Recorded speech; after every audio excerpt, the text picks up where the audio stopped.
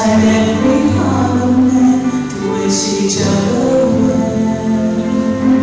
For this reason, Christ came to earth. Behold, joy in His birth. He brings freedom. Savior Christ, the King.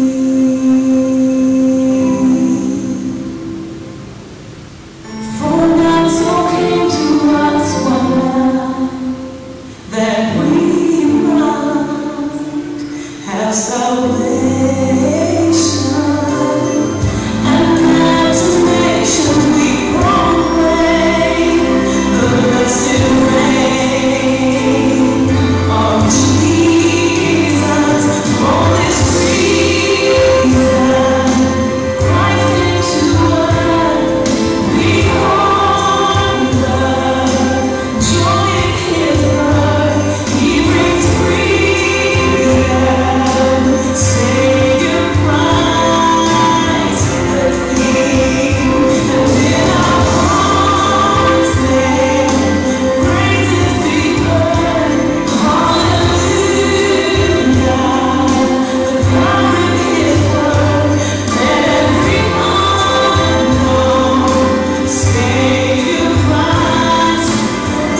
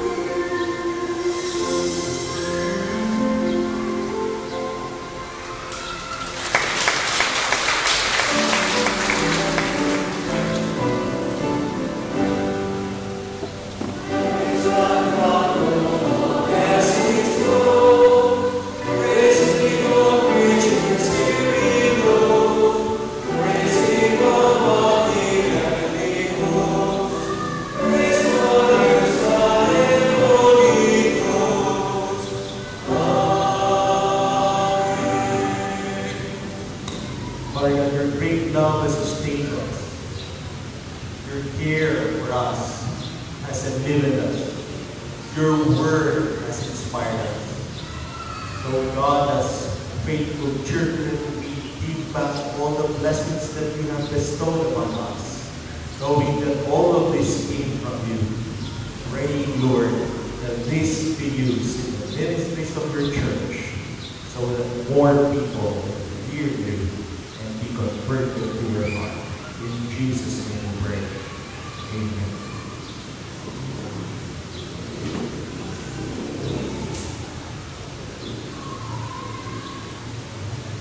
For our Thanksgiving and dedication hymn, let us sing the battle hymn of the Republic.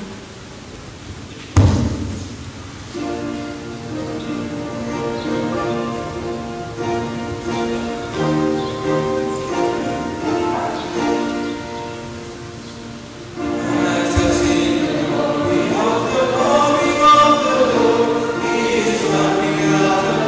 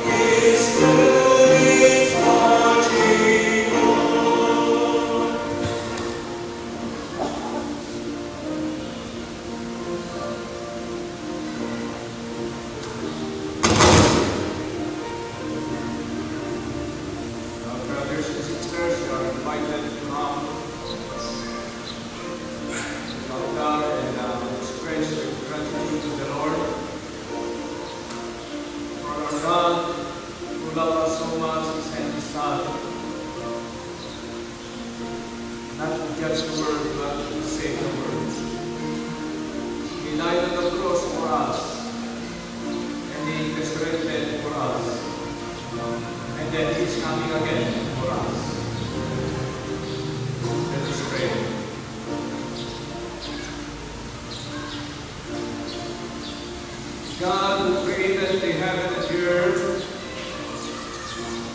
the Father of our Lord and Savior Jesus Christ, who came to this world to save, not to judge, but to save the world. We thank you, Lord, for that love and everlasting love that you showered upon us, you bestowed upon us. Love full of grace, love full of faithfulness. And we thank you, O Lord, for everything. And forgive us, O Lord, for the sins that we have committed, that sometimes we forgive you,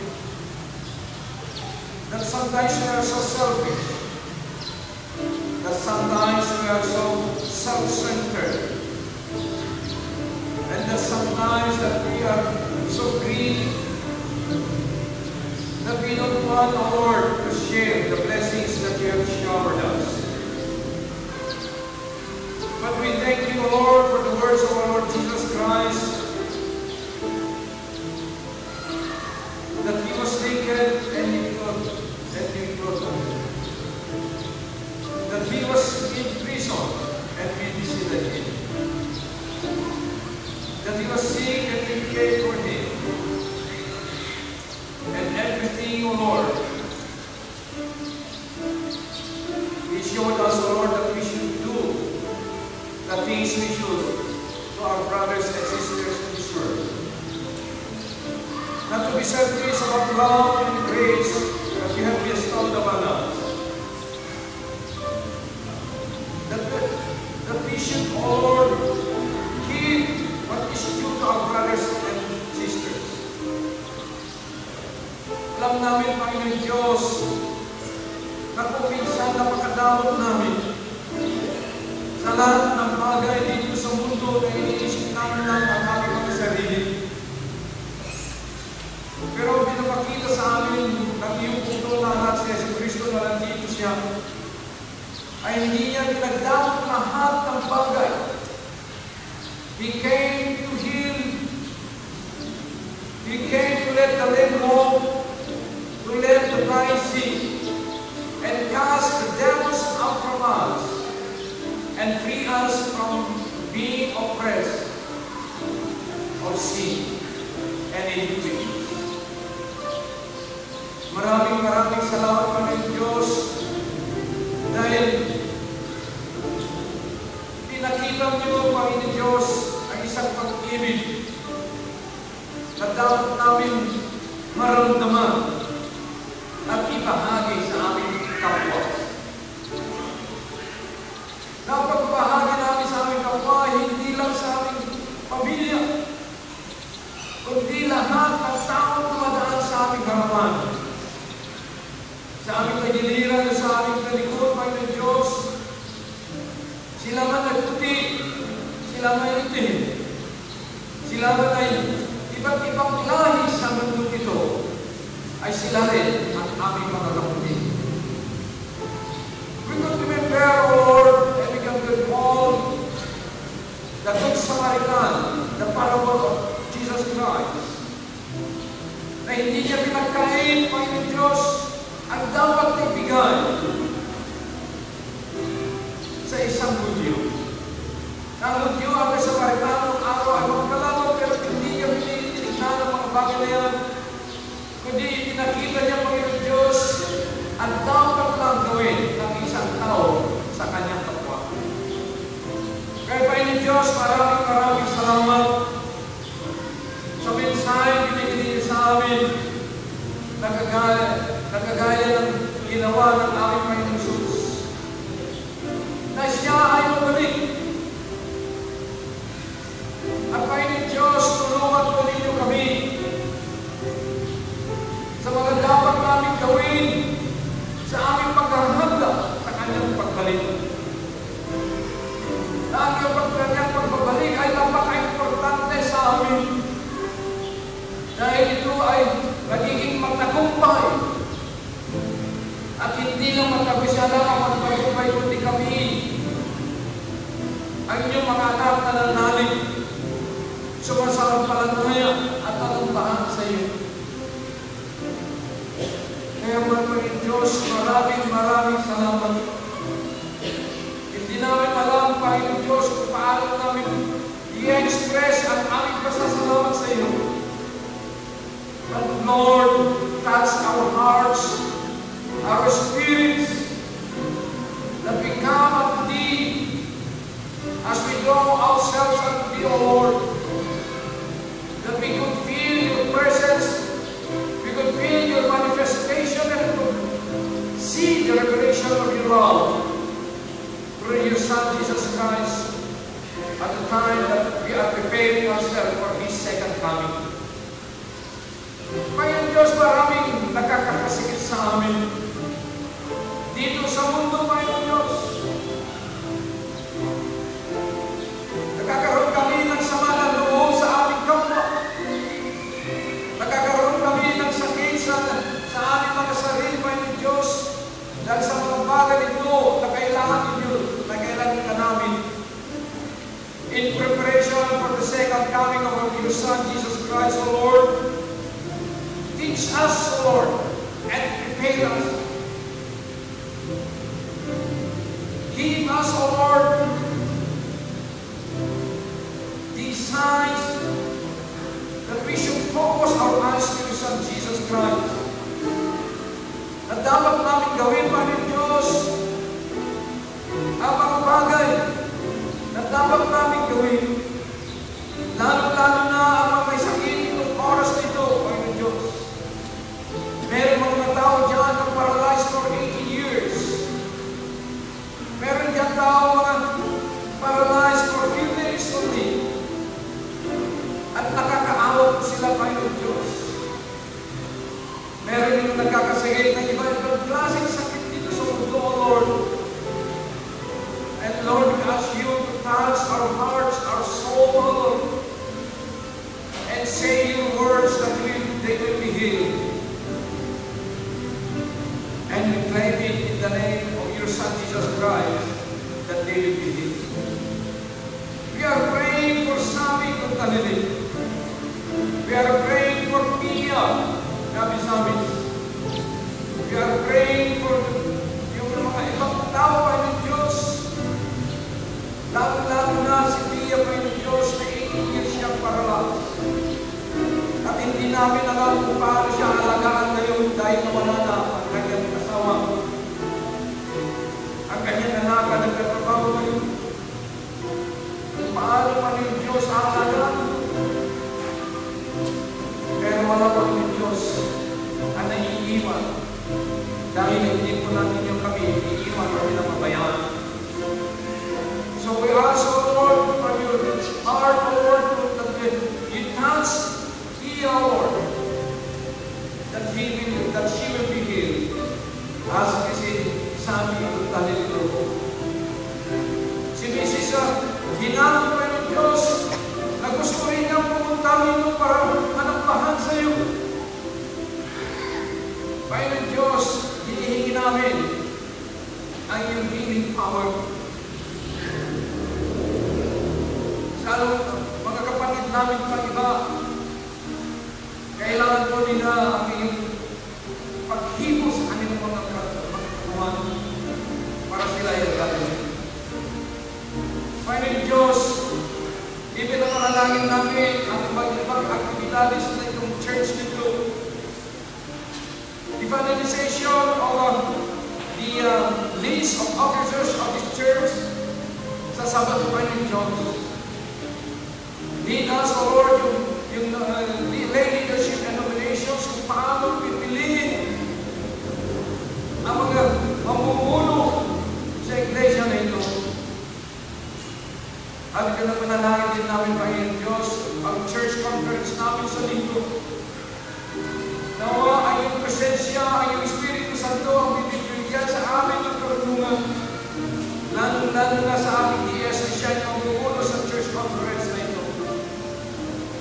Lord, we are praying for the family week that we are going to celebrate this coming first week of December.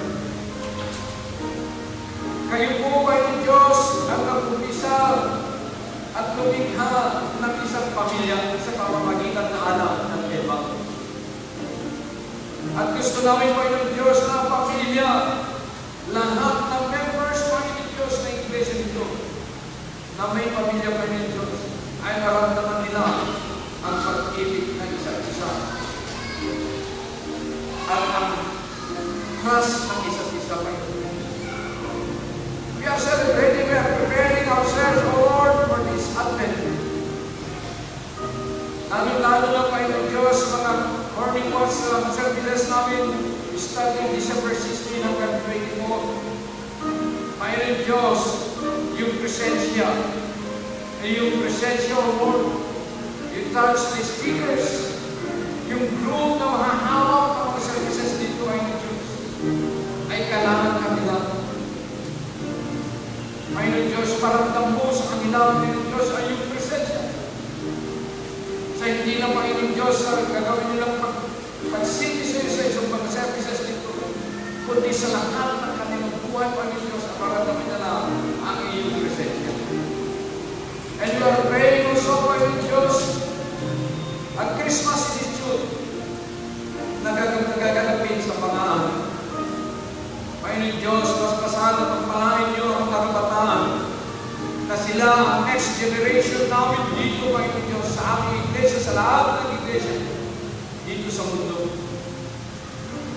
Ipanalangin namin, Panginoon Diyos, na ipagpatuloy nila ang kaming panguluhan, Panginoon Diyos, na hindi sa anumang bagay kundi yung pagtingin nila sa aming Panginoon Jesus na siya ang hari ng mga hari.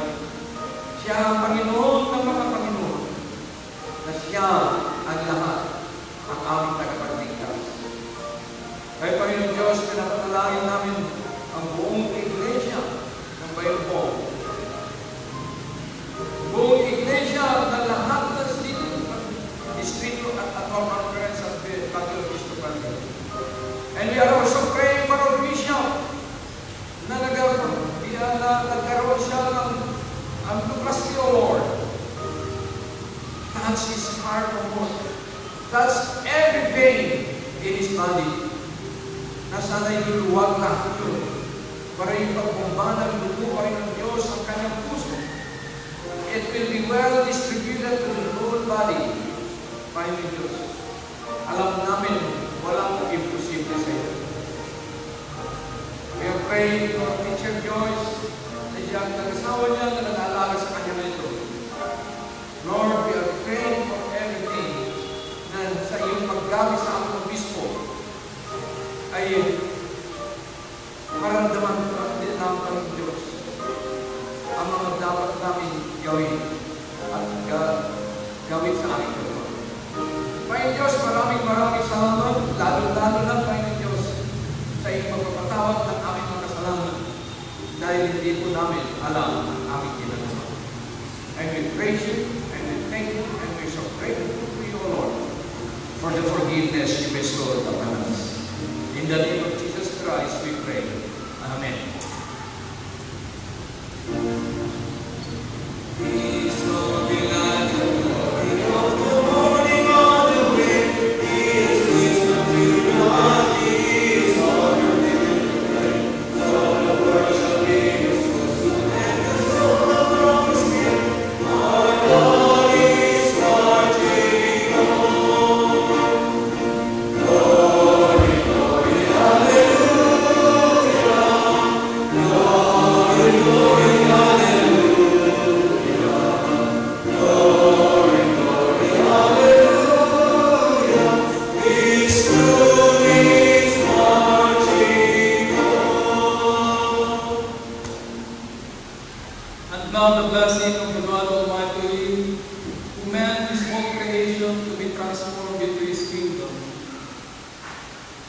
The generous grace and kindness of our Lord Jesus Christ and the life-giving fellowship of the Holy Spirit may come upon us and dwell upon us now and forevermore. Amen.